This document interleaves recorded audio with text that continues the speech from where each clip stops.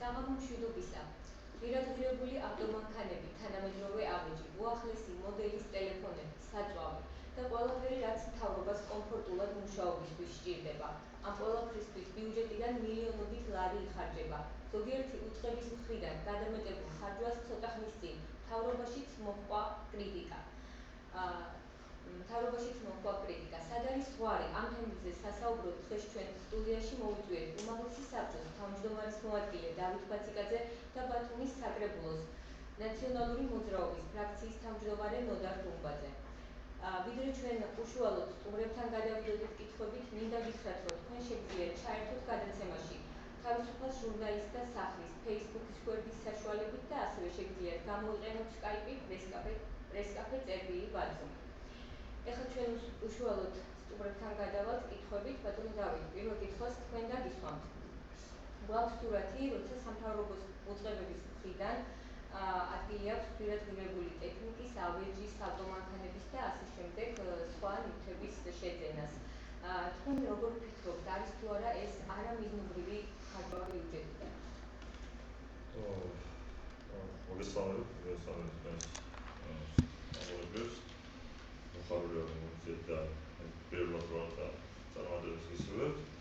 რაც შეეხება არამიზნობრივ ხარჯვას, ეს არა არამიზნობრივი ხარჯვა, მაგრამ სხვა თემა რამდენად სწორია და გამართლებული ძირადღირებული საქონლის შეძენა.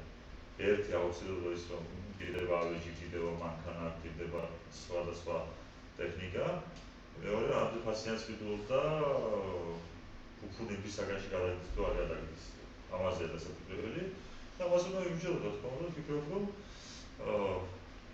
სერიოზული სამსჯელო გვაქვს, რაღაც რეგულაციებზე საფიქრი გვაქვს და გამოჩნდა ეს ნაკლოვანები, რაც წინა ხელისუფლებიდან დაიწყო და გამოყვა ჩვენ სამწუხაროდ ჩვენს ხელისუფლებას ზოგიერთ წარმომადგენელს, რაც მას ისარგებლა თქვა და ასე ცდილობდა ესარგებლა ფუფუნების საქმეებით, მართლა მოვიფიქროთ რეგულაციებზე და რაღაც ზღვარი დავაწესოთ, რომ რა არის ფუფუნება და რა არის აუცილებლობა, ამას შორის ზღვარი გავაკეთოთ. რეგულაციების დაწესებაზე ჩვენ შემდგომში გითხავთ, და ეხლა მინდა თქვენ გკითხოთ, თქვენ როგორ ფიქრობთ, არის თუ არა კარგად მუშაობისთვის, მთავრობის კარგად მუშაობისთვის, კომფორტულად მუშაობისთვის აუცილებელი ღირადღირებული ავტომანქანები, უახლესი მოდელის ტელეფონები და ასე შემდეგ? მოგესალმებით, მადლობა მოწვევისათვის, რაც შეეხება ღირადღირებული ავტომანქანებისათვის, კომფორტის შექმნისათვის, ვფიქრობ, რომ არ არის სავალდებულო საშუალო ფასიანი ავტომანქანების და ტელეფონების საშუალებითაც შეიძლება საქმეებით ადამიანებმა, ბატონო დავითი რამდენიმე დღის ერთგვრის უკან ჩვენ საუბრობთ ამ თემასთან დაკავშირებით გადაცემაში და მაშინაც იყო საუბარი რეგულაციებზე თუ ზღვარი სად და რამდენი შეიძლება გამოიყენოს თანამედროვე ცვლილებებმა. ეს კარგად მახსოვს ვიცე-პრემიერის განცხადებასთან დაკავშირებით, თუ რა გააკეთა და როგორ დატუცა დედაპირეთში უმაღლესი საბჭოს თავმჯდომარე ბატონი ავთანდილი. ამის შემდეგ პროფესორს უნდა გაიმეხილათ ეს საკითხი. ამის შემდეგ ყველაფერს უნდა დავანებოთ გენერალური პროკურატურა არა 83,000 და 200,000 ავტომობილის იყნობს 194 ლარიან მანქანას. ამის შემდეგ უბრალოდ ის პასუხი თუ რეგულაცია და ზღვარი უნდა დაწესდეს, თუ რა კომფორტი უნდა შეიქმნას თანამედროვე ცვლილებებს, ჩემთვის აუგებელია და ეს არგუმენტები მიუღებელია, რომელსაც ბატონო დავით საუბრობს.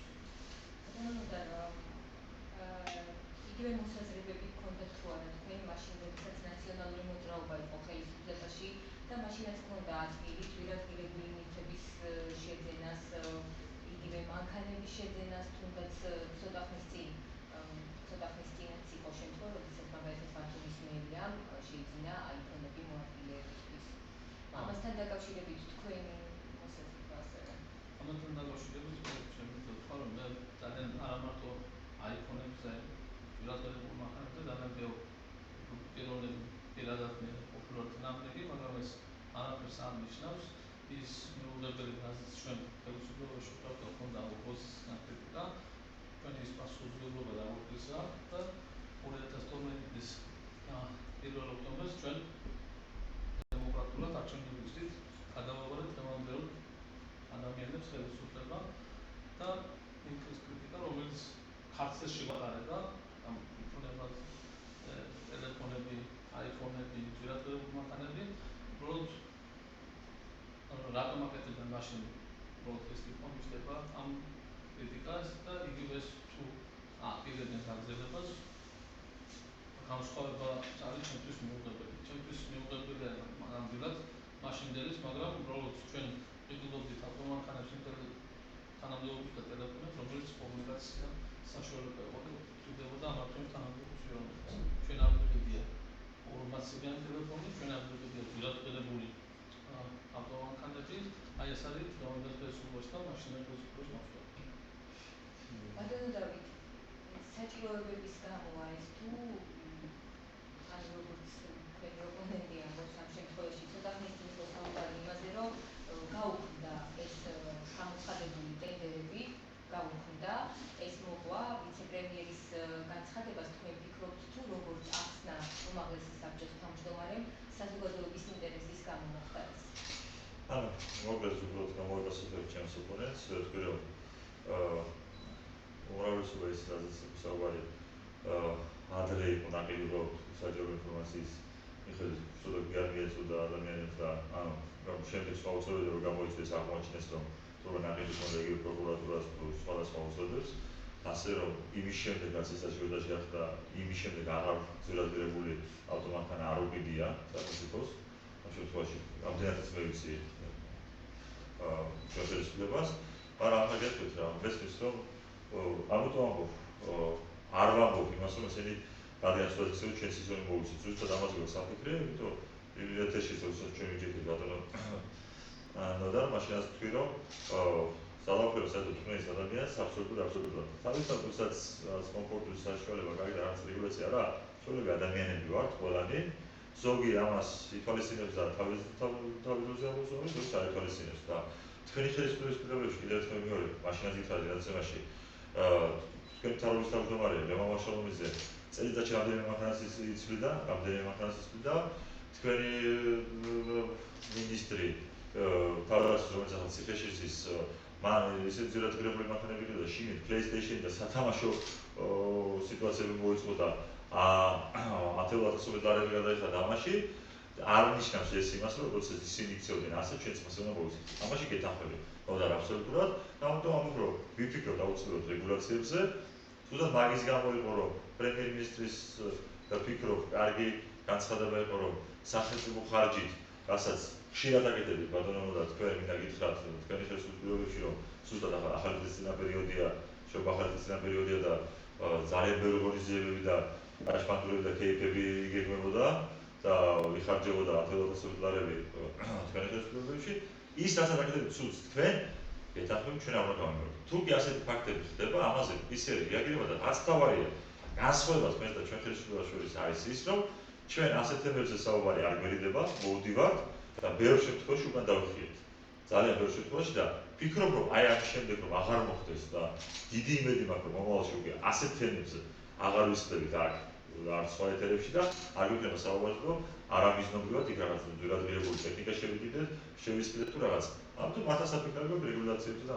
ამისკენ წავიდეთ ჯობია ბატონო და მინდა ვიკითხო ჩვენაც ქონდა ეს კითხვა მასთან იმართებოდა ხშირად მართლაც კონცერტები საკმაოდ პომპეზური და ჩვენ ძალიან ხშირად ვითხოვდით საჯარო ინფორმაციას ამ კონცერტების ხარჯებთან დაკავშირებით მაგრამ ვერ ვიღებდით ამ ინფორმაციას მაშინ თუ გიჩნდებოდა ბატონო და თქვენ გითხოვთ თუ თქვენ გქონდათ ეს ინფორმაცია ანუ თქვენ რა თქმა უნდა გიჩნდებოდა მე მქონდა ინფორმაცია თუ ესა და ეს თუ ის მონიზება რომელი ფინანს ბიუჯეტიდან საიდან რომელი სამინისტროდან ეხარჯებოდა მე უბრალოდ მინდა ბატონო დავიწყოთ რომ შარშანდები ახალი ელემენტი გავახსენო რომ არაფერი არ მოხდა და შეჩერებული კალარი იყო ბათუმი მე მინდა გავახსენო შარშანდიდან ის როდესაც ნაციონალური პოლიტიკაში ის პომპეზურობა და ის აუზაური და ის ამასმა რომელსაც დღეს ასე მოიხსენიებენ რომელიც იყო მე შეგახსენო რომ თუ დღეს ამ დღევანდელი სიტუაცია მოგწონს ამ უკეთ მაშინდელი უბრალოდ შეგვიძლია გაყვიდოთ ქალაქში რომ საერთოდ არაფერი არ ხდება ჩვენ კეიფებზე არ მე მინდა გითხრა რომ შარშანტინეების წინ როდესაც ნაციონალურ მოძრაობის ხელისუფლებაში არც ერთი სასტუმროში ადგილი არ იყო იმდენი სტუმარი გავდა ქალაქ ბათუმს ძალიან ბევრი სტუმარი ძალიან ბევრი ტურისტი ჩამოვიდა რამაც ამან ძალიან გარკვეული ფინანსური ფინანსები შემოიტანა ჩვენ ქალაქში ამას მოყვა იმ პომპეზურობას და იმ კონცერტებს თემას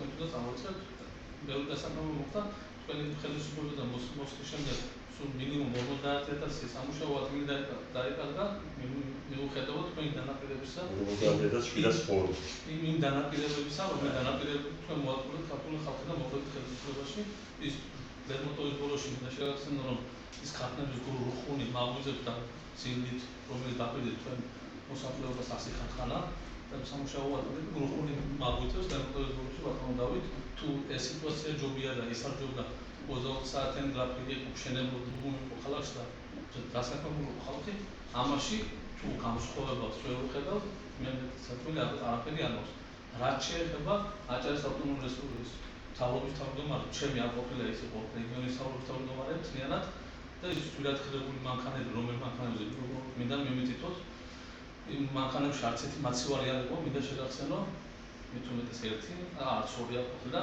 და ეს ყავდა მთავრობის თავმჯდომარეს რომელიც გადაადგილდებოდა და მიუხედავად შეგვიძლია შევადაროთ ჩვენ ამოვიღოთ კადრები ვარშავომიძის დროს ანუ თუ საგანგებო მდგომარეობა იქნებოდა რომელიც 15 სანტიმეტრამდე თურმაში იქნება ქალაქ ბათუმს და რეგიონში თუ როგორ გადაადგილდებოდა და სად იყო და რას აკეთებდა მთლიანად მთავრობის შემადგენლობით შევადაროთ დღევანდელი ხელისუფლება რაც გააკეთა შანელის აშენებით და მithქვია დონჩე დაბანას კურტკებით პოზიციებთან ტელევიზიაზე წინ და ის არაფერს არ აკეთებდა. 5 დღის განმავლობაში დღეს მაღალ აჭარაში კიდევ არ არის შუქი, არ არის ის ელემენტარული პიროვნება, რომ ადამიანმა იცხოვროდა თქვენ მელაპარაკებით და მით უმეტეს იმაზე მელაპარაკებით მithქვია.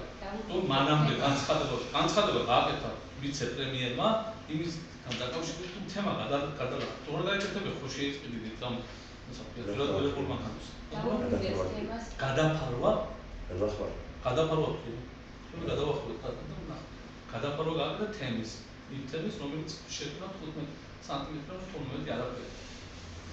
კარგი, დაუბრუნდეთ თემას. აბდულდავით, მოყვა თუ არა ამ ამბავს შემდეგ გამოხმაურებას ტენდერების გაუქმებას და ასე შემდეგ, შიდა განხილვა უმაღლეს საბჭოში და რას ფიქრობენ სხვა დეპუტატები, რას ფიქრობთ თქვენ და რა განხილვა აზრთა სხვადასხვაობა, რა განხილვა მოყვა ამას უმაღლეს საბჭოში?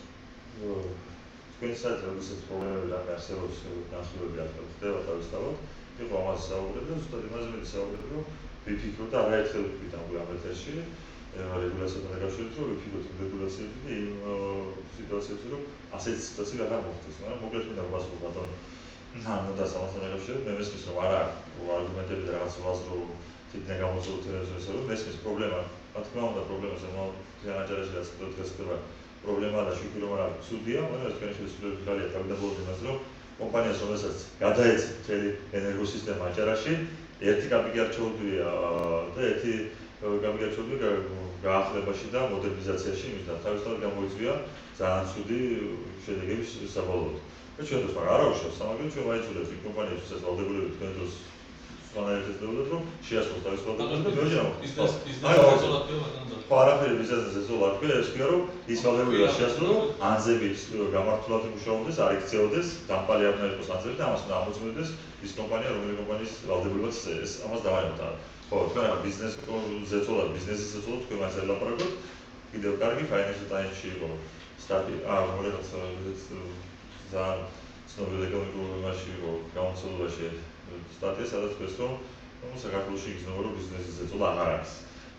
ანუ იყო და ახლა აღარ არის ბატონო და შევეშვათ თემასთან მივხვდეთ მე უბრალოდ იმას დაკავშირებით ვიგეთ რომ ბიუჯეტიდან ყველა სახელმწიფო დაწესებულება აჭარაში იქნებოდა ეს თითქმის უმაღლეს საბჭო რომელიმე სამინისტრო მთავრობა ბიუჯეტის ფულიდან აწყობდა კორპორატიულ საღამოებს ამაზე იყო საუბარი ის რომ ბიუჯეტიდან აღარ ხარჯავთ ფულს ტაშპანტურზე და ბოჩელზე და სხვადასხვა მომღერლებზე სამაგრო დაისახა ის რომ ჩვენ ამ ეს ფული წარმართებს სხვა მხრიდან ადამიანებს ვისაც კი ბოჭის და თქვენ საერთოდ დავისწრებული ქონოდა არავითარი ამ ადამიანებს ეხმარებათ ოპერაციებს უკეთებთ საერთოდ უფასოდ. ადამიანებს არ დარჩა ადამიანი ვის დაზგეული არ იყოს, მესმის რომ არ არის ეს საკმარისი სრული პაკეტი რომ ადამიანებს თითქმის ყველა პრობლემა მოუხსნათ, მაგრამ საკმაოდ ბევრი პრობლემა მოიხსნათ ჯანდაცვის მხრივ ადამიანებს. ეს ჩვენ ახლა ეს მოგაკეთეს ზუსტად იმის ხარჯზე, იმ ეკონომიკის ხარჯზე, არა ეკონომიკის ხარჯზეც მიხეილ სააკაშვილი ტაშპანტური და იქ მასაჟერთა რაღაცებს აკეთებიოდა და მისი წარსვლასთან ერთად ასე იქნებოდა ქალაქ ბათუმში მის მასაჟისტიც. ეს იმ თემასთან დაკავშირებით რაზეც გვემზადეთ. ბატონო და მინდა გითხრათ თქვენ არაერთხელ ახსენეთ უკვე რომ არ ეთანხმებით იმას რაც ხდება ანუ შესაძლებელი თუ გულისხმობ და თვითონ რომ დასაწყისებელია ლიმიტები.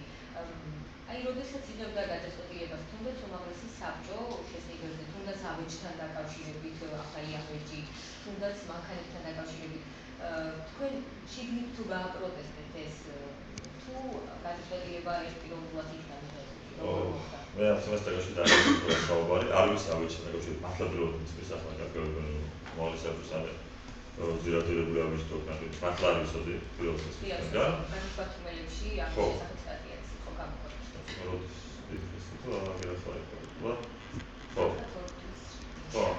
სამწუხაროდ ვარ წამიგიწე, ბატონობას სულ გითხოვ ბატონელს, მაგრამ როგორ გამომჩა რაღაც.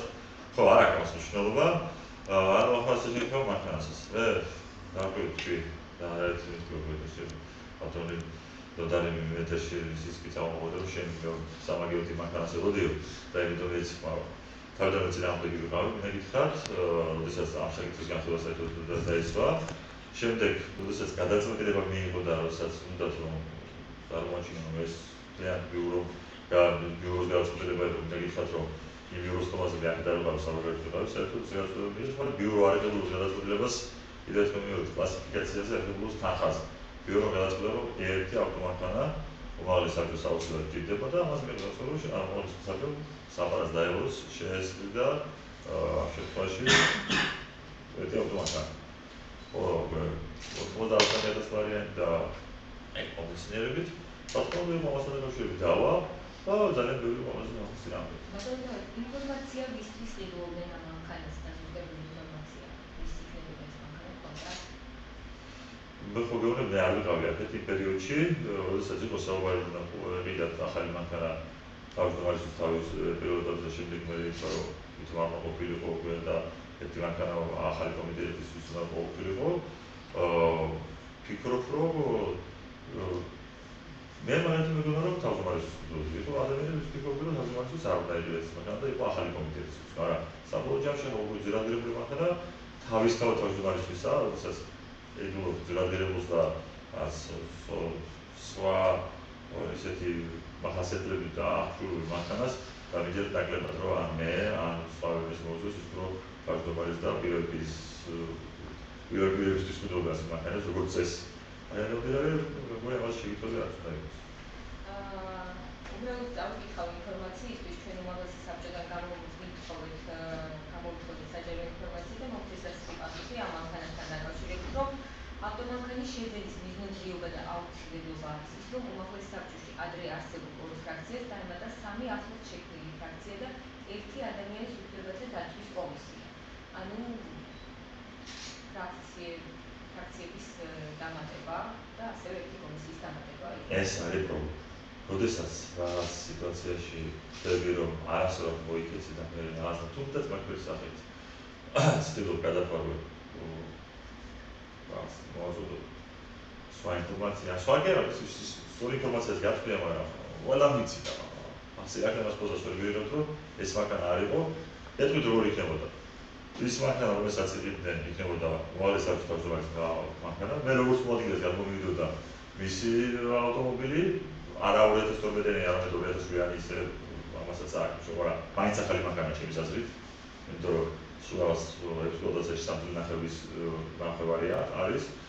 ჩემი მანქანა გადავიდოდა ახალ კომიტეტს და აქედან მომდინარე შეივსებოდა ეს შეიძლება ძალიან მარტივად ახალი კომიტეტს ვსენიდეთ ისეთი მანქანა როგორც ყავს მე თქვას ყველაზე ან ჩვენ პრინციპში ორი მანქანა უკვე ვიყიდეთ წელს ზუსტად ფრაქციებისთვის და სამეურნეოსთვის გაყოფილებს ვიყიდეთ მაგრამ იმავე ფასის უფრო იაფერი მანქანის უფრო თავისუფლად შეიძლება ახალი კომპლექტი. ანუ და გასაგებია მანქანები მე ჩემი მანქანები და საფასალებლო ავტომობილს ისე მანქანები მოწავს. ბატონო დავით, საკმაოდ საინტერესო ინფორმაციები გავრცელდა სამინისტროებთან დაკავშირებითაც. სამინისტროებმა თითქმის ყველა სამინისტრომ შეიძინა ახალი ავეჯი, შეიძინეს ასევე ავტომანქანები და საკმაოდ საინტერესო ინფორმაციებია საწვავის ხარჯვასთან დაკავშირებითაც. მაგალითად, აჭარის ფინანსთა და ეკონომიკის მინისტრს ყოველდღიურად სჭირდება 600 ლიტრი საწვავი. თქვენ როგორ ფიქრობთ, ან თუნდაც ყველა მინისტრმა შეიძინა iPhone უახლესი მოდელის ტელეფონი. ახლა შეიძინეს? დიახ, ცოტა ხნის წინ შეიძინეს უახლესი მოდელის ტელეფონი ყველა მინისტრისთვის iPhone-ები. როგორ ფიქრობთ, რატო ხდება მაინც და მაინც ძვირადღირებული უახლესი ბრენდის ნივთების შეძენა? ეს რაღაც ტენდენცია თუ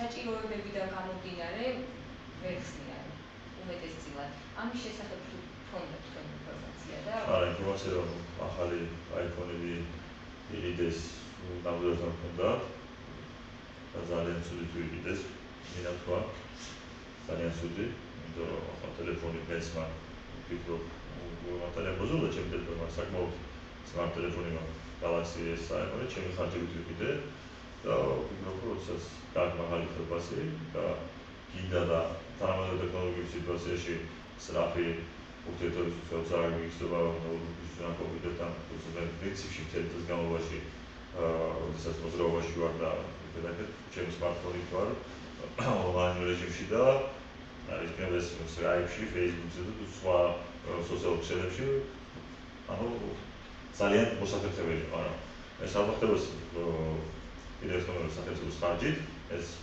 თავისუფლად შეუძლია მინისტრებს იყიდოს და მათი საკუთრება იქნება და გამოიყენონ ასე ვთქვათ smartphone-ი. ესაც შეეხება ტელეფონს.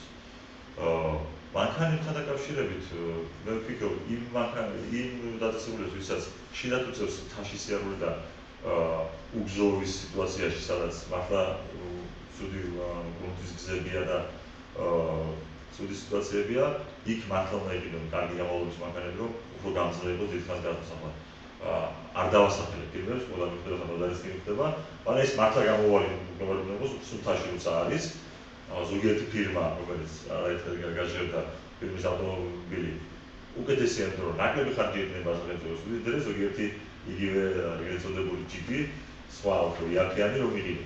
მაგრამ ეს არ ეხება კიდევ ერთხელ მეორე იმ ადამიანებს, ვინც ერთი-ორჯერ ავლიან თაში და მორჩა.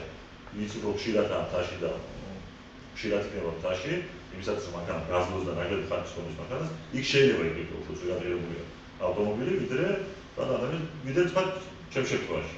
მე დავდივარ მაღალმთიან აჯარაში, მაგრამ არ დავდივარ ისე ხშირად და ის ტიპის ჯიპი, რომელიც ახლა მე მომსახურება, საკმარისია ასეთ სიტუაციისთვის. ამაზე ასეთ რეგულაციებს უნდა ვიფიქროთ.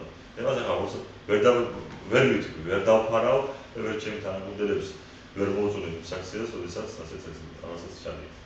თქვენი მისამართით შემოვიდა მაყურებლის კითხვა ბატონო დავით წავით.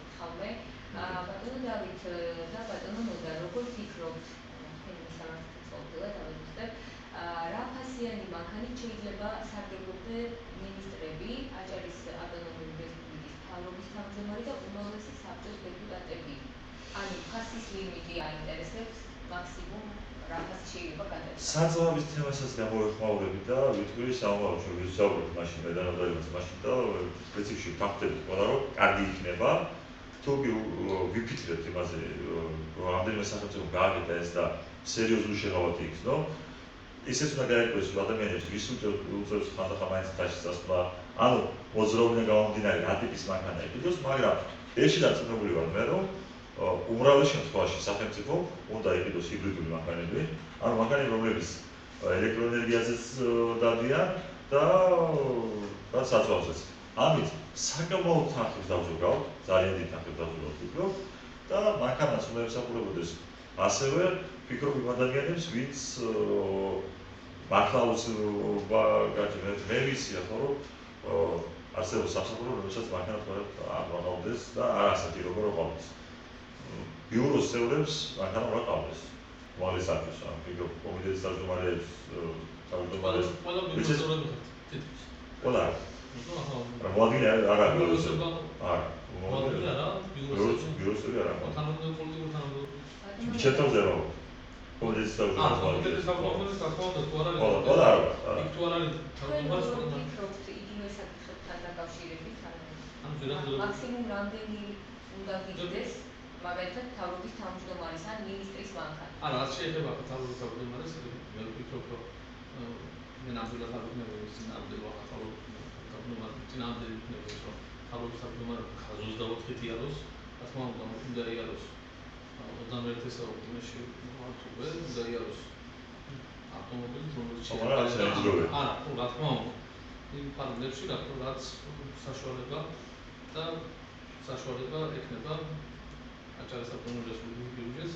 მე ნამდვილად ვერ მოვიწონებ, რომ 1990 წლის მერსედესი ეშკათი იაროს მთავრობის თავმჯდომარე, მაგრამ არც იმას მოვიწონებ, რომ ბოლო მოდელის მეთროები და ისე იაროს მე ახსენდება, როგორც ასოულო დავით, როდესაც ჩვენ ხელისუფლება გადმოგაბარეთ თქვენ არ თუ ისე ის გემოვნები დაახლოებით 2-3 წლის უნდა ესონატები დავტოვეთ თითო სამინისტროში, ასევე უნდა ესონატა ემსახურება თავრობის ძალიან თანამდებობის პიროვნებებსაც შეიძლება თავრობის თავმჯდომარეს ყავდეს ერთი სედანი და ერთი ჯიპის ავტომობილი, რომელიც თავრობის თავმჯდომარე მაგალითად აჭარაში უფრო ხშირად უნდა იყოს დღეს უმეტეს ვიდრე ქალაქში, ამიტომ ამილად არ არის ახლა მსახურება. სალაპარაკო იმის რომ 93 და 100,000 ლარიანი მანქანები ვიარებოდო, თუმცა უბრალოდ ჩვენთვის კიდევ მიუღებელია ის ფაქტი, რომ მხოლოდ აჭარის ავტონომიური რესპუბლიკაზე მიდის საუბარი სექრეტარისგან, მიმოიხედოს ირგვლივ იგივე სხვა რეგიონებში, იგივე სხვა უწყებებში ძალიან ძვირად მარტოზე გარდაბასდა და ყველა არა, იქ იყო საუბარი მე უსმინე ბატონო დავით ამ განცხადებას, რომელიც ავტო მერიძის მიმართ იყო, კერძოდ აჭარის მიმართ იყო მარტოზე, ჩემთვის იყო ამბობ მიუღებელი ის მარტო ის განცხადება, რომელიც ეხებოდა აჭარის ავტონომიური რესპუბლიკის უმაღლეს საბჭოს თავმჯდომარეს. პრემიებზეც მინდა გკითხოთ ესეც ერთ-ერთი თემა, რომელიც საზოგადოების განხილვის ხშირად ხდება. პირველი თქვენი პასუხი ბატონო და რა მკითხოთ, იმიტომ რომ ეს ტენდენცია დაიწყო დიდი ხნის წინ, ანუ ჯერ კიდევ მაშინ როცა ნაციონალური მოძრაობა იყო ხელისუფლებაში, იგივე ოდენობის პრემია, რაც არის ხელფასი. ეს იწვევდა იმას, რომ წლის განმავლობაში 20-25,000 ლარს აღწევდა მაგალითად უწყებების ხელმძღვანელების მხოლოდ პრემიის სახით მიღებული თანხა. რამდენად გამართლებულად მიგაჩნდათ თქვენ მაშინ და ახლაც რამდენად გამართლებულად მიგაჩნიათ პრემიის გაცემა იმ სახით, რა სახითაც გაიცემა, ანუ არ არის ეს ახალისება, ვთქვათ, მისი უკეთესად იმუშავა, მეტი დრო დახარჯა, ან მეტი სირთულის სამუშაო შეასრულა. პრემიას აწევენ განურჩევლად. აწევენ ყველას. ეს მოგახსენებთ, როდესაც ნაციონალური მოძრაობა მოვიდა ხელისუფლებაში 2003 წელს, ძალიან კარგად მოგახსენებთ და ამაში გადმოდავით ამას ახლა, რომ კორუფცია იყო ნომერ პირველი ქვეყანაში, ჩვენ როდესაც უკვე დავუწყეთ ამ მხრივ ადამიანი, რომელიც მიიღეს სამსახურში და განაგებს 100 მილიონიან ბიუჯეტს, მას ნამდვილად არ უნდა ჰქონდეს 1000 ლარი და 500 ლარი, მას უნდა ჰქონდეს იმდენი ხელფასი, რომელიც აყვაყოლებს მოთხოვნებს და არ უნდა წასდეს ხელი, რომ მან ჩაედინოს დანაშაულზე, რასაც კანონის გვერდით ავდის, იგივე შარბოსი ჩააწყო საქმეები და ისე რაღაც ამ დამატებითი შემოსავალი მიიღოს. ამიტომ იქნა მიღებული გონებული გადაწყვეტილება მიღებული, რომ შემოგებულიყო ადრესი იყო პრემიების გამგული და პრემიების გაცემის, რომელშიც თვეში ერთჯერ არის 50%, რომელიც დღესაც მოქმედებს დღეს კატასტროფული სიტუაცია, ამიტომ 10 წლის განმავლობაში 60,000 25,000 თავიდან 60,000 გაზრდობ თანამდებობის პიროვნებამ პრემიას და 17 დღეში 20,000 ლარს ეწევენ კანცელარიის აპარატის უფროსს. სამ თვეში ერთჯერ არის 100% პრემია და თვეში 50% არის 50% პრემია, რომელიც მიეხედება ყველა თანამშრომელს სხვადასხვა ოჯახში. იმაში საგანგებოს ვერაფერს ვუხდით, რომ მე ვფიქრობ, რომ კარგია იქიდან გამომდინარე, რომ ამით ჩვენ კორუფციის, ანუ კვლავ და მოყალით და დამამართლებ კორუფცია ჩვენ ხალხში. ხო. კორუფცია და დამამართლებ მე მერიაში მე ვარ მეორე მოწვევის საკრებულოს წევრი და უბრალოდ ამისახებე შევადაროთ, ანუ გასული მთავრობის შევადაროთ ზედრუნდელი და აბაშის ზედრუნდელი მერია და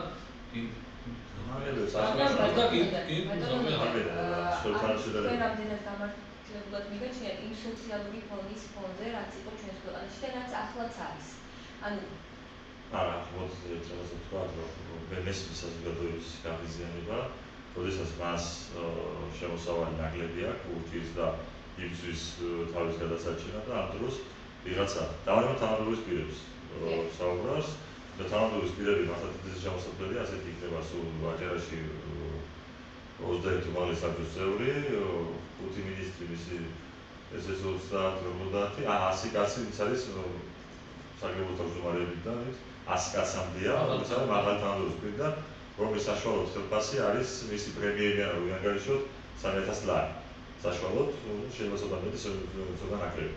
ეს ასეულ 100 კაცი. განარჩენ კიდე ადამიანები, ვინც ხშირად ესმის, იგივე აპარატის თანამშრომლები, ვინც ამ აპარატებში მუშაობენ და აქ ხელფასი. ერთი რაც კარგი გააკეთეს ამათ და ვინაც საზოგადოებას უთხრა, რომ ამათ ხელფასი იმ ადამიანებს, ვინც მუშაობს აპარატებში, ის იქნება უმაღლესი საბჭო, სამინისტრო, საკრებულო, მერია თუ რომელიმე რეგიონის გამგებელი.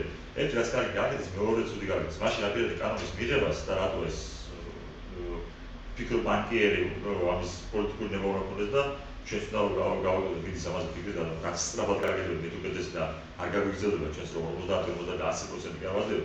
ეს იმით გადაწყვეტა ამის ამათ მოხელისმოება, რომ მომავალში აპირებდნენ საფენსიო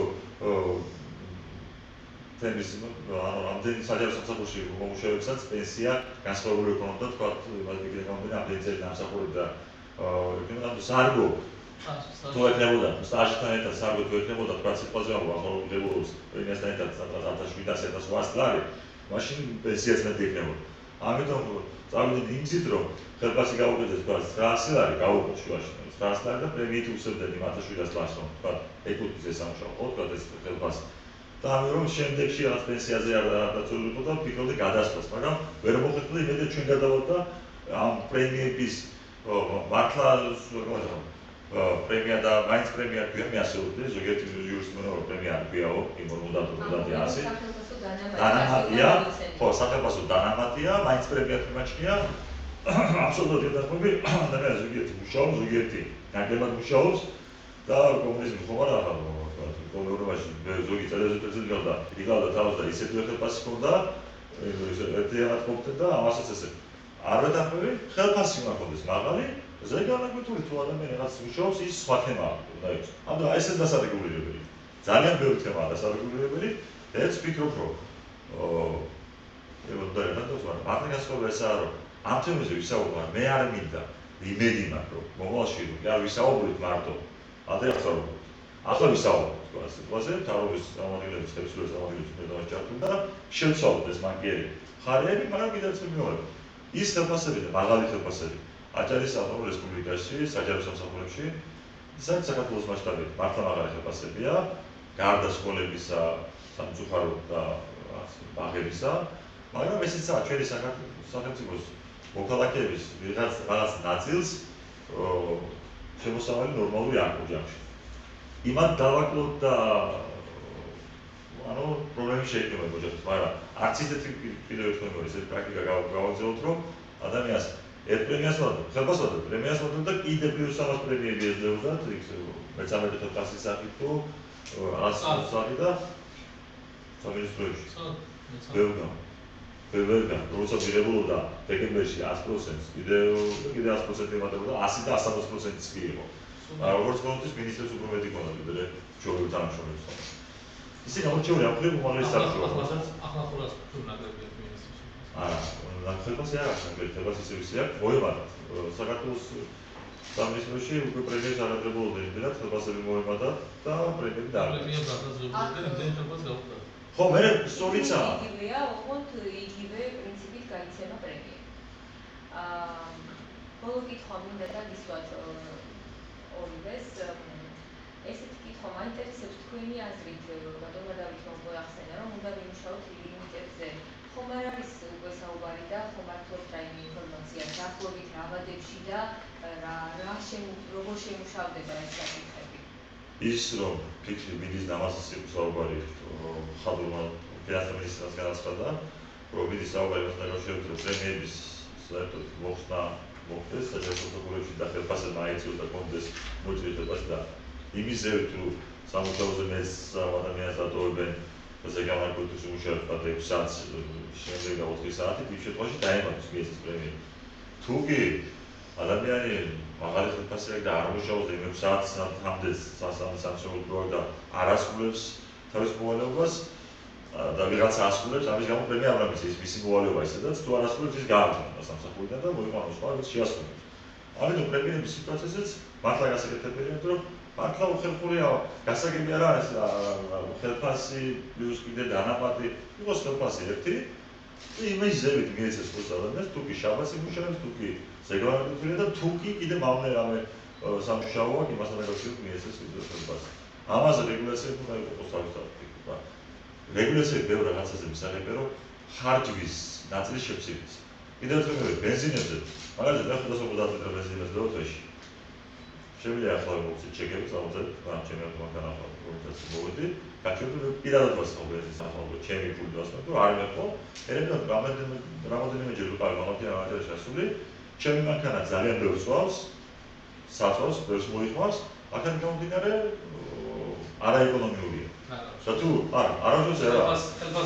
არა, არც მომენტი მე სხვა რამით გავიწყე, მე სხვა რამით ვფიქრობ, რომ ის 550 ლიტრი ბენზინი არ დამჭირდება, თუ კი ვიფიქრებთ იმასთან დაკავშირებით, რომ მართლა განვაახოთ და ეკონომიკური, ანუ ნახევრად ჰიბრიდულ მანქანებს ელექტროენერგიაზე და ბენზინზე თulis, რომ ყველანაირი ხარჯი შევამციროთ. საუბარი იმაზეც რომ იყოს, რომ ვიდეო თუ ელექტრონული საქმის წარმოებაზე გადავედით და ზოგმა მოაბა თავის, ზოგმა ვერ მოაბა, მე დაანებეს თავი. საკანცელო ხარჯი ბევრი არაფერი არ არის, საქართველოს მასშტაბით ამდენი მილიონზე ესეც შეცვლდება. ანუ ისეთი რაღაცები ახალი ველოსიპედის და გამოგონება არ გვხვდება. არის ამის კარგი მაგალითები სოფლიოში, არა მარტო დავანებოთ ევროპის და სხვა განვითარებულ ქვეყნებში, არის ამის კარგი მაგალითები. სადაც სახელმწიფო ხარჯის შემცირება სხვადასხვა თანამედროვე ტექნოლოგიებით შეძლეს. და ჩვენც ამაზე ვფიქრობთ. თქვენ როგორ გამიგინიათ ბატონო? იგივე კითხვაზე ამბობს. ბატონო, შემთხვევაში ირალითა პროგრამის თუ ნებავი ჩელობა იმასთან დაკავშირებით რომ უნდა გადავიდეთ და გადავასრულებთ შეამცირებლად ამასაც მე ამის საწინააღმდეგოს არაფერს არ ვიტყვი, უბრალოდ აპარატად შეგვიძლია მე დამხმარებელს მე ჩვენ ძალიან კიდევ ბევრი შეხვედრა გქონდა. ამგვარად პროგრამას დასწროს ჩვენ კიდევ შეხვედრა და კიდევ იქნება რეგულაციების საუბარი, კიდევ იქნება ლიმიტების საუბარი, ნუ ლიმიტებზე ჩვენ უნდა დავიქცეოთ, მაგრამ მე მინდა და მაქვს რომ ჩვენ კონკრეტულად შემოგვიყვება ამ თემაზე და კიდევ ლიმიტებზე რეგულირების არ მოგწევს საუბარი, მაგრამ სამწუხაროდ არის რომ ავტომატურად ჩვენ ვიყარება და ჩვენ აუცილებლად მოგწევს კიდე ძალიან დიდხანს ჩვენ ლიმიტებზე და რეგულაციების საუბარი. არ ვიცი რა. განსხვავება ესაა. იმედი მაქვს რომ ანუ განსხვავება ესაა, რომ ამ თემაზე ჩვენ საუბრობთ, ვიხევთ უკან და საზოგადოების გამოგიტანებას ყურს უგდებთ და ვცდილობთ თქვენგან გასვლა. ახლა საქმეა ავტომობილის თანამდებობის დაკარგვის საქმეა, თანასწორობის მინისტრის თანამდებობის დაკარგვის შეეშინდა და გაუქმების საქმეა ტენდერი ავტომანქანების შეძენას დაკავშირებით, თქვენ ამას უძახით უკან დახევას. თანამდებობის დაკარგვის შეეშინდა. ზუსტად ისე რომ ადამიანებს გაუჩნდებოდა ის რომ მეორე ხას არ მიცემდა, არ აიჭირდა და იხელო, არასდროს ვიცევი და ფიქრობ ამას, ზუსტად ესაა, ხო, მაგის გამო. თუ დამოუკიდებელ და დემოკრატიულ ქვეყნებს შენებაზე გვაქვს ჩვენს ძალიან დიდი პრეტენზია. აჭარის ავტონომიური რესპუბლიკის უმაღლესი საბჭოს თავმჯდომარე, დამოუკიდებელი პიროვნება, არჩეული ადამიანი, რომელსაც საჯაროდ ვიცე-პრემიერი, ენერგეტიკის პარტიის თავმჯდომარე, ენერგეტიკის მინისტრი აკრიტიკებს უმაღლესი საქმის თავმჯდომარე თუ შენ პარტიის როგორ თითს უქნევს როგორ შეიძინო არ გინდა ირგვლივ მოიხედოს მის საძმაკაცოში რომელიც ძალიან თანამდებობად და ყველგან ორჯერ მეტი ძვირად ღირებული ავტომანქანების შეიძინა თავისმა მეგობრებმა და თანამდებობის პიროვნებებმა რომელზეც ხმა არ ამოუყეს შენ იმის ელაპარაკო რომელიც ხელფასარებულობს და ორ მინისტრს ხელფასარებულობს ვერ არდებულობს რიცხვს სხვა ფონდებში ეს ის მინისტრია ვისაც ძალიან ბევრი კარგი არის ეს მინისტრია რომელიც საკუთარ მასში როგორ გაიტანა კი მე რა მოხდა ეს ის მინისტრი ესაც ორჯერ შეკვეთარი გაქვს მოგებული ეს არ რეგულობდი მაშინ ბატონებო დაველოდოთ